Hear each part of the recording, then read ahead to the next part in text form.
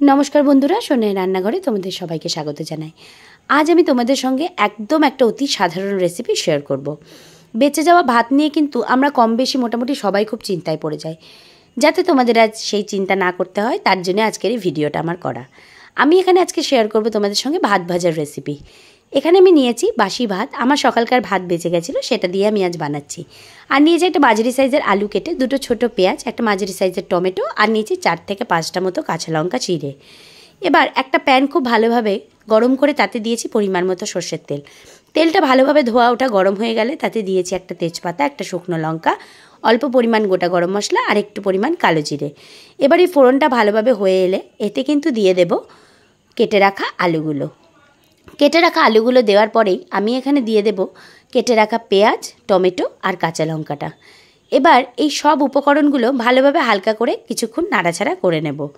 তোমরা একবার এই রেসিপিটা ট্রাই করে দেখো বন্ধুরা, আমার আশা করছি তোমাদের খুব ভালো লাগবে। আর হ্যাঁ, রেসিপিটা ট্রাই করে কেমন লাগলো সেটা কিন্তু আমাকে কমেন্টে জানাতে একদম ভুলো না। এবার এতে আমি দিয়ে দিচ্ছি পরিমাণ মতো নুন, হলুদ আর অল্প পরিমাণ দিয়েছি এখানে জিরে গুঁড়ো। এবার এইগুলো দিয়ে খুব ভালোভাবে আবারও আলুটা নাড়াচাড়া করে ভেজে নিতে হবে। এখানে আলু পেঁয়াজটা একদম লাল লাল করে ভেজে নেব, আর এমনভাবে ভেজে নেব যাতে জিরে গুঁড়ো বা হলুদের কাঁচা গন্ধটা আর না থাকে। এবার দেখো এখানে কিন্তু আলুটা খুব বেশ ভালোভাবে ভাজা হয়ে গেছে আর আলুগুলো বেশ প্রপারলি সেদ্ধও হয়ে গেছে। আমার রান্নার ভিডিওগুলি যদি তোমাদের ভালো লাগে তাহলে প্লিজ আমার চ্যানেলটা সাবস্ক্রাইব করে আমার পাশে থেকো, যাতে আগামী দিনে আমি আরও নতুন নতুন ভিডিও তোমাদের সঙ্গে শেয়ার করতে পারি। আর হ্যাঁ, যদি তুমি এখন এই রেসিপিটা দেখছো তাহলে কিন্তু প্লিজ লাইক করতে ভুলো না।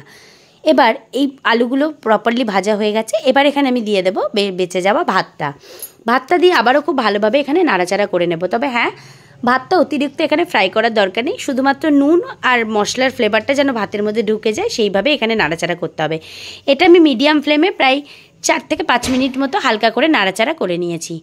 দেখো প্রপারলি কিন্তু ভাতটা এখানে একদম সুন্দরভাবে হয়ে গেছে। এই রেসিপিটা একবার তোমরা ট্রাই করো, আমি আবারও অনুরোধ করছি। কেমন লাগলো সেটা কিন্তু আমাকে কমেন্টে জানাতে ভুলো না। আজকের মতো কিন্তু আমাদের ভাত ভাজা একদম রেডি হয়ে গেছে। দেখা হবে পরের ভিডিওতে। সবাই ভালো থেকো, সুস্থ থেকো।